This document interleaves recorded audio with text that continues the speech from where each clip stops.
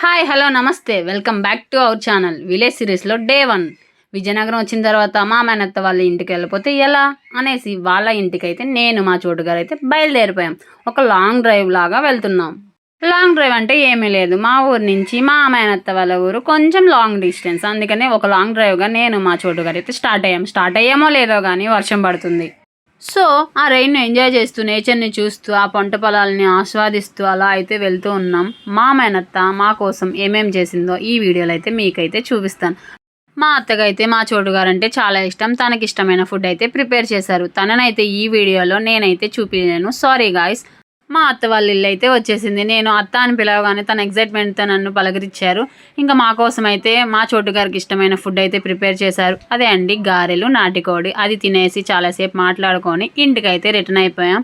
Bye bye. Do subscribe for more. Stay tune. Village సిరీస్ని support చేయండి.